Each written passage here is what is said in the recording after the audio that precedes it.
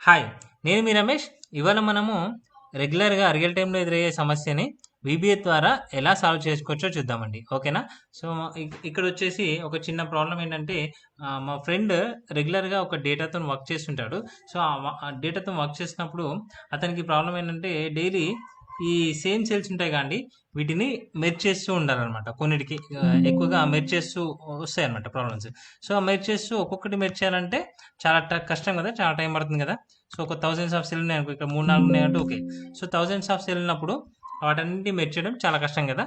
So అలాంటప్పుడు మనకి అది ఈజీగా చేయడం ఎలా అని అడిగితే, లాస్ట్ టైం ఒక పైవట్ టేబుల్ అది చెప్పాను. పైవట్ టేబుల్‌లో మరి అంటే దాంట్లో కూడా డిసెండింగ్, అసెండింగ్ వస్తుంది. సో అది కూడా కరెక్ట్ చేయడానికి ఆల్టర్నేట్ ఆప్షన్ అయితే ఇచ్చాను. బట్ నాకు అలా కాకుండా ఒక వీబీఏ కోడ్ ఇస్తే బాగుంటుందని అంటే, సో ఆ వీబీఏ కోడ్ కూడా ఇచ్చామన్నమాట. సో మరి అది ఎలా ఇచ్చామో అది ఎలా యూజ్ చేస్తాడో చూద్దాం. ఓకేనా? సో ఇప్పుడు ఆ, ఇక్కడ చూడండి, సేమ్ ఇలా ఉన్నాయి కదా. ఈ సెల్స్ అన్ని సెలెక్ట్ చేసుకోండి. మన వీబీఏ కోడ్ వచ్చేసి మనకి ఇలా ఉందండి. ఓకేనా? ఇలా ఇచ్చేసాను. సో ఈ వీబీఏ కోడ్ని జస్ట్ మనం రన్ చేసినాం అనుకోండి. వీబీఏ కోడ్ ఇట్లా రన్ చేసినాం అనుకోండి, ఆటోమేటిక్గా ఇలా మెర్జ్ అయిపోతుంది అనమాట. సో ఇలా కాకుండా మనకి ఎక్సెల్లో మాత్రం మెర్జ్ చేయడానికి ఎటువంటి ఆప్షన్ లేదు. సో మనం ఒక వీబీఏ కోడ్ యూజ్ చేసుకొని ఇలా మెర్జ్ అయితే వేసుకోవచ్చు. సో ఇప్పుడు ఈ వీబీఏ కోడ్ ఎలా ఎలా చేస్తారో చూద్దామండి. ఒకసారి వీబీఏ కోడ్ అయితే అబ్జర్వ్ చేయండి.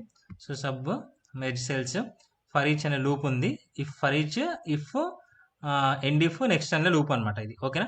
ఇక్కడ చూపించాను కదా, ఫర్ ఈ సెలెక్షన్ రేంజ్ ఇఫ్ కండిషన్, ఒక కండిషన్ ఇస్తే దెన్ కండిషన్ ఇస్ ట్రూ అయితే ఆ కోడ్ ఎగ్జిక్యూట్ కావాలి. అదే కోడ్ ఏంటంటే రెండు మెర్జ్ అవ్వాలి. సో దెన్ ఎండ్ ఇఫ్, ఒకవేళ కాకుండా ఎండ్ ఇఫ్ నెక్స్ట్ ఎలిమెంట్కి ఈ లూప్ అనేది తిరుగుతూ ఉంటుంది. సో ఇప్పుడు మనము ప్రోగ్రామ్ ఎలా రాస్తారో ఒకసారి ఈ ప్రోగ్రామ్ అయితే చూడండి. సో ప్రోగ్రామ్ మళ్ళీ ఒకసారి నేను డిలీట్ చేస్తున్నాను. సో ఈ ప్రోగ్రామ్ డిలీట్ చేస్తున్నాను. నెక్స్ట్ ఈ మాడ్యూల్ కూడా డిలీట్ చేస్తున్నాను. సో ఆ ప్రోగ్రామ్ ఎలా రాస్తారో మీకు ఇప్పుడు చూపిస్తాను. సో ఇక్కడ సేమ్ మళ్ళీ ఈ డేటా అనేది యాసిడ్గా ఉంచుతాం. సో ఇక్కడ చూడండి, మనము డెవలపర్కి అయితే ప్రోగ్రామ్ రాయాలంటే, వీబీఏ ప్రోగ్రామ్ అంటే రాయాలంటే డెవలపర్కి వెళ్ళాలి. డెవలపర్కి వెళ్ళాలంటే ఈ డెవలపర్ మరి మీ దానిలో డిఫాల్ట్గా రిఫర్ అవుతుండొచ్చు, అవ్వకపోవచ్చు. సో ఒకవేళ కాకపోతే ఏదైనా వేరే దాని మీద ట్యాబ్ మీద కర్సర్ ఇచ్చేసి రైట్ క్లిక్ ఇచ్చేసి కస్టమైజ్ రిబ్బన్ కొట్టండి. సో కస్టమైజ్ రిబ్బన్ కొడితే మీరు డిఫాల్ట్గా మీ సిస్టంలో ఈ డెవలపర్ అనేది అన్టిక్ చేసి ఉంటుంది. ఓకేనా? సో అన్టిక్ చేసి ఉంటుంది ఇలా. సో అప్పుడు మీరు టిక్ చేసుకొని ఓకే క్లిక్ చేయండి. అప్పుడు మీకు డెవలపర్ అనేది రిఫ్లెక్ట్ అవుతుంది అనమాట. ఓకేనా? సో డెవలపర్లోకి వెళ్ళి విజువల్ బేసిక్ క్లిక్ చేస్తే మనకి వీబీఏ ప్రోగ్రామ్ రాయడానికి ఒక విండో అయితే ఓపెన్ అవుతుంది. సో మరి ప్రోగ్రామ్ రాయడానికి ఒక పేజ్ కూడా ఓపెన్ కావాలి కదా. దాంట్లో ఇన్సర్ట్కి వెళ్ళి మాడ్యూల్ క్లిక్ చేయండి. మాడ్యూల్ క్లిక్ చేసి ఒక పేజ్ ఓపెన్ అవుతుంది మనం ప్రోగ్రామ్ రాయడానికి. సో దీంట్లో మనము ప్రోగ్రామ్ రాయడానికి ఒక స్టార్టింగ్ ఎండ్ పాయింట్స్ ఇవ్వాలన్నమాట.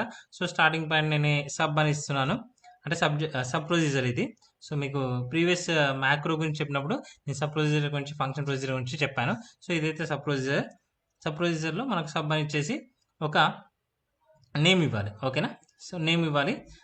నేమ్ అంటే ఏమి ఇస్తారు? మరి మనకేంటి, ఇప్పుడు మెర్జ్ సెల్స్ చేద్దాం అనుకుంటున్నాం. మీరు ఏదైనా పేరు ఇవ్వండి. సో దానిలో స్పేసెస్ లేకుండా ఇవ్వండి. మెర్జ్ సెల్స్ అని ఇస్తున్నాను. ఓకేనా? పేరు ఏదైనా ఇవ్వండి. Merge cells, merge data, something ఏదైనా ఇవ్వండి. మెర్జ్ సెల్స్ ఇచ్చేసి ఓపెన్ బ్రాకెట్, క్లోజ్ బ్రాకెట్ కొట్టేసి ఎంటర్ కొట్టగానే ఎండ్ సబ్ కూడా వచ్చేస్తుంది అనమాట. సో మరి మనం ఈ మధ్యలో దీని మధ్యలో ప్రోగ్రామ్ రాయాలి. ఓకేనా? సో దీని మధ్యలో ప్రోగ్రామ్ రాస్తున్నాను. సో మనకి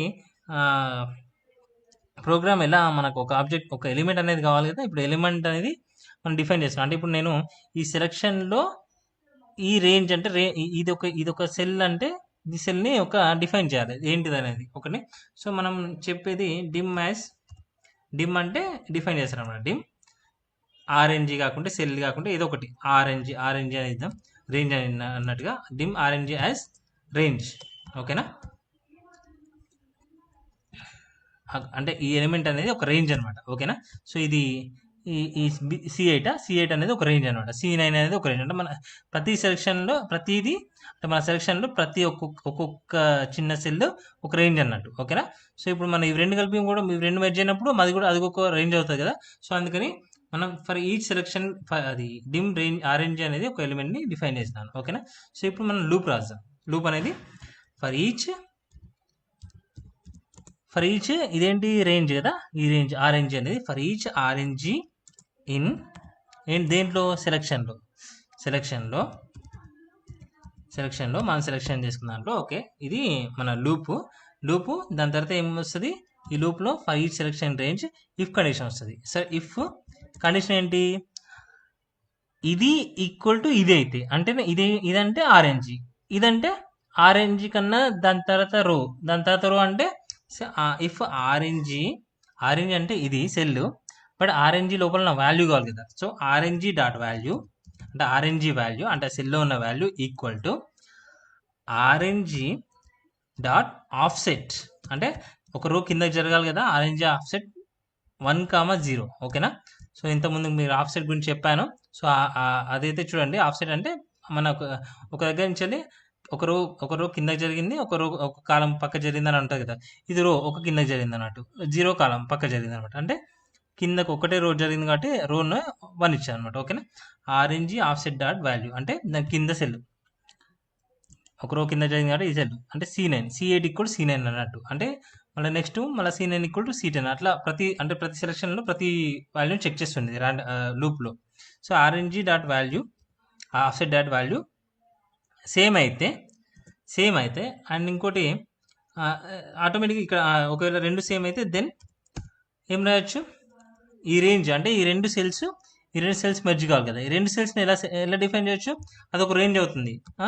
రేంజ్ అనేది ఆ సెల్స్ని డిఫైన్ చేయాలంటే ఆర్ఎన్జి అనే సెల్, దాని కింద సెల్, ఆర్ఎన్జి కింద సెల్ అంటే ఆర్ఎన్జి డాట్ ఆఫ్సెట్. ఇప్పుడు సెల్స్ అనేది అంటే వాల్యూ ఇవ్వద్దు కదా, అండ్ సెల్స్ అనేది మెర్జ్ కావాలి. ఆఫ్సెట్ 1,0 క్లోజ్ బ్రాకెట్ ఇచ్చేస్తాం అంటే ఈ రేంజ్ అన్నట్టు. అంటే ఈ పైన సెల్ ఆ సెల్ దాని కింద సెల్ సేమ్ అయితే దాని కింద సెల్ అనేది డాట్ ఇచ్చేసి ఏం కావాలి, మెర్జ్ అనే ఫంక్షన్, మెర్జ్ అనేది యూజ్ చేయొచ్చు అనమాట. అంతే, ఇది సింపుల్. ఇది ఈక్వల్ టు ఇది అయినప్పుడు ఆ రెండు సెల్స్ మెర్జ్ అవ్వాలన్నమాట. ఫస్ట్ ఇది చెక్ చేస్తుంది, ఈ రెండు సేమ్ అయినా అని చూస్తుంది. సేమ్ అయితే మెర్జ్ అయిపోతుంది. దాని కింద చెక్ చేస్తుంది, దాని కింద సేమ్ అయినా మెర్జ్ అయిపోతుంది, అలా అనమాట. సో లూప్ అనేది రావాలి కదా. మన ఇఫ్ అని రాసినప్పుడు మనకి ఎండ్ ఇఫ్ కూడా ఇవ్వాలి, నెక్స్ట్ ఫర్ రాసినప్పుడు నెక్స్ట్ మళ్ళీ అంటే లూప్ ఎండ్ ఇఫ్ వస్తే రెండు సేమ్ అయితే మెర్జ్ అవుతుంది, మళ్ళీ నెక్స్ట్ ఎలిమెంట్కి పోవాలి కాబట్టి ఫర్ రాసినప్పుడు నెక్స్ట్ రాయాలి, నెక్స్ట్ ఎలిమెంట్ రాయాలి. ఇక్కడ ఎలిమెంట్ రాయకుండా నెక్స్ట్ ఒకటి రాసినా ఏం కాదనమాట. ఓకేనా. సో అంతే, ఇది జస్ట్ మన ప్రోగ్రామ్. ఓకేనా. ఇప్పుడు నేను ఒకసారి స్టెప్ వైజ్గా ఒక్కొక్క స్టెప్ చెక్ చేస్తున్నాను చూడండి.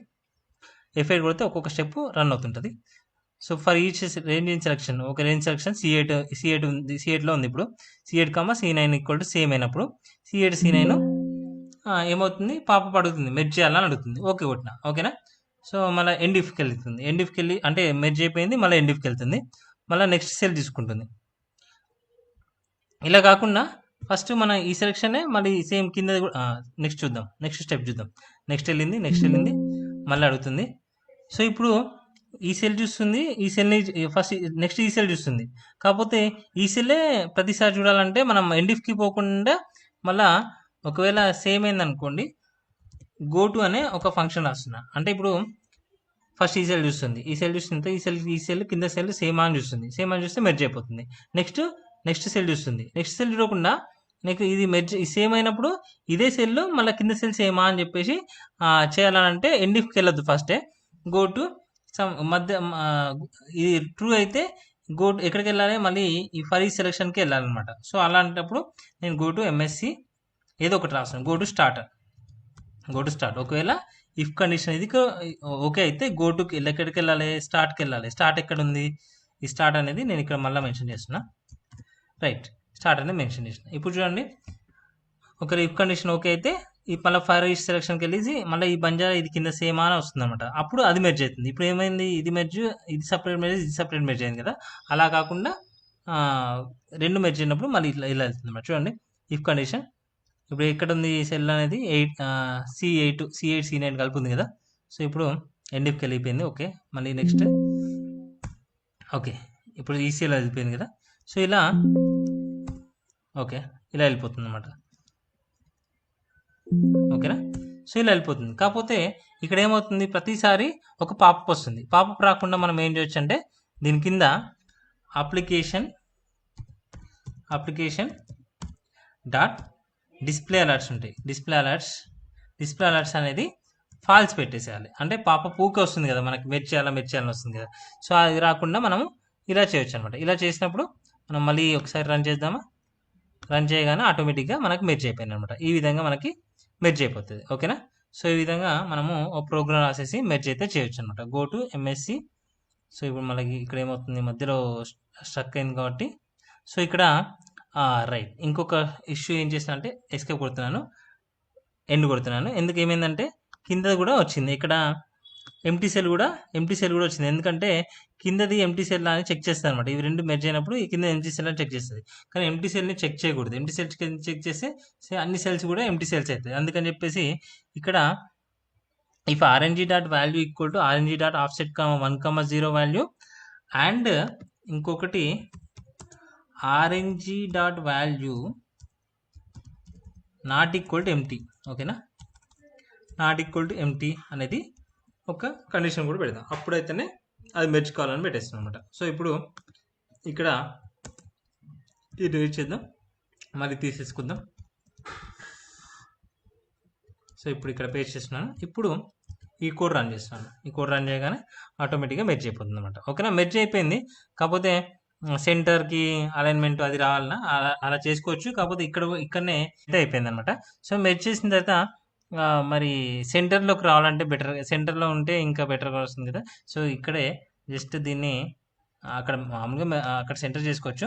ఒకవేళ ఇది అయిపోయిన తర్వాత సెంటర్ కూడా కావాలంటే జస్ట్ ఇక్కడ హారిజెంటల్ అదే ఇచ్చేసి ఆర్ఎన్జీ డాట్ వాల్యూ ఇచ్చేసి ఇది కనుక ట్రూ అయితే అది మెర్జ్ కావాలి. మెర్జ్ కాయిన తర్వాత ఆ సెల్స్ అనేవి horizontal alignment equal to Excel center. ఓకేనా? CENTER center. ఓకేనా? సో ఈ విధంగా మనం హారిజెంటల్గా వర్టికల్గా కూడా సెంటర్గా చేసుకోవచ్చు. వర్టికల్ కూడా కావాలి కదా. సో వర్టికల్గా అంటే సేమ్ హారిజెంటల్ సెంటర్ కావాలి. So vertical center, vertical alignment equal to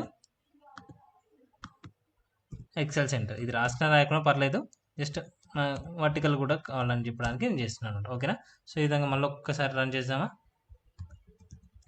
ఇక్కడ ఉంది కదా, సేమ్ కాపీ చేసేస్తున్నాను, ఇక్కడ చేస్తున్నాను. సో ఇక్కడ రన్ చేసేస్తున్నాను. ఇక్కడేం రన్ అవుతుంది, జస్ట్ అక్కడ చేసిన కాబట్టి ఓకే. చూసినట్టు వర్టికల్గా హారిజెంటల్గా సెంటర్ వచ్చేసింది, అలైన్మెంట్ అయింది. ఓకేనా? సో ఈ విధంగా మనం మెర్జ్ సెల్స్ అయితే చేసుకోవచ్చు. మరి ఇప్పుడు ప్రతిసారి దీంట్లోకి వచ్చి ప్రోగ్రాంలోకి వచ్చి రన్ చేయాలంటే అవసరం లేదు. సో ఇది క్లోజ్ చేద్దాం. సో మరి క్లోజ్ చేసేసి ఇక్కడికి వెళ్ళి మళ్ళీ ఒకసారి ఇక్కడ ఇచ్చేస్తున్నాను కదా, కాపీ చేసేసి ఇచ్చేస్తున్నాను కదా. సో ఇప్పుడు ఏం చేద్దామంటే వ్యూలోకి వెళ్ళండి, మ్యాక్రోస్ ఉంటుంది కదా, మ్యాక్రోస్ ఉంటుంది, వ్యూ మ్యాక్రోస్ క్లిక్ చేయండి. ఇప్పుడు మనం రాసిన మెర్జ్ సెల్స్ అనేది ఇక్కడ వస్తుంది అనమాట. ఓకేనా? సో ఈ మెర్జ్ సెల్స్ అనేది మనము రన్ చేస్తే ఆటోమేటిక్గా రన్ అవుతుంది. ఇలా కాకుండా దానికి ఒక షార్ట్ కట్ కూడా ఉపయోగించవచ్చు. ఆ ఆప్షన్స్ ఇచ్చేసి ఒక షార్ట్ కట్కి ఏం రాద్దాం, సో సమ్ ఎల్ ఇచ్చేద్దాం. ఓకేనా? రెగ్యులర్గా యూజ్ చేయండి. సో ఎల్ ఇచ్చేయండి. ఓకేనా? ఎల్ ఇచ్చేసి ఓకే కొట్టండి. ఓకే కొట్టేసి కంట్రోల్ ఎల్ అనమాట. ఇప్పుడు కంట్రోల్ ఎల్ క్లిక్ చేస్తే ఆటోమేటిక్గా మనకి ఇలా మెర్జ్ అయిపోతుంది అనమాట. సో ఓకే, ఈ విధంగా మనము మెర్జ్ సెల్స్ని ఒక VB ఉపయోగించేసి రెగ్యులర్గా వచ్చే సమస్య అయితే ఇలా క్లియర్ చేయొచ్చు. మరి ఇది ఇలా మన కంట్రోల్ ఎలా ఉపయోగించాలా, మన దాంట్లో యాడ్ కూడా చేసుకోవచ్చు. ఇలా యాడ్ కూడా చేసుకోవచ్చు. ఎలా అంటే మ్యాక్రోస్ని డెవలపర్లో వెళ్ళి సో దీంట్లో ఒక బటన్ లాగా కూడా యూజ్ చేయొచ్చు అనమాట. బటన్ లాగా కూడా యూజ్ చేయాలంటే మనము దీన్ని ఒక ఏదైతే మ్యాక్రోస్ ఉన్నాయో, ఈ మ్యాక్రో ఉంది కదా, వ్యూ మ్యాక్రోస్ని. సో ఒకవేళ మీరు ఇన్సర్ట్కి వెళ్ళి ఇన్సర్ట్లో ఒక బటన్ చిన్నది ఇచ్చారనుకోండి, ఇక్కడ ఇచ్చినా పర్లేదు. లేకపోతే ఈ ఫైల్ అనేది సేవ్ చేసుకొని దాన్ని ఒక యాడ్ కింద ఇక్కడ అసైన్ మ్యాక్రో ఉంది కదా, అసైన్ మ్యాక్రో క్లిక్ చేసి ఇక్కడ ఇలా ఇచ్చేయచ్చు. సో దీన్ని క్లిక్ చేసినా ఆటోమేటిక్గా అయిపోతుంది అనమాట. ఇక్కడ చూడండి, మెర్జ్ సెల్స్ అనేది సో దీన్ని క్లిక్ చేసినా ఆటోమేటిక్గా మెర్జ్ అయిపోతుంది. సో దీని మీద మెర్జ్ అని రాయొచ్చు. సో ఇలా బటన్ ఇచ్చుకోవచ్చు, లేదా దీన్ని సేవ్ చేసి ఒక యాడ్ లాగా ఉపయోగించవచ్చు. మీరు లాస్ట్ వీడియోలో మీరు ఇంకా లెంత్ అవుతుంది కదా వీడియో, సో యాడ్ ఆన్ ఎలా చేయొచ్చో మీరు లాస్ట్ వీడియో అయితే చూడండి, నా ప్రీవియస్ వీడియో అయితే చూడండి, అక్కడ మీకు యాడ్ ఆన్ ఎలా చేయొచ్చో ఉంటుంది. లేదా నేను నెక్స్ట్ క్లాస్లో యాడ్ ఆన్ గురించి ఇంకా కొంచెం కొత్తగా చెప్పేశాను. ఓకేనా? Right, thank you.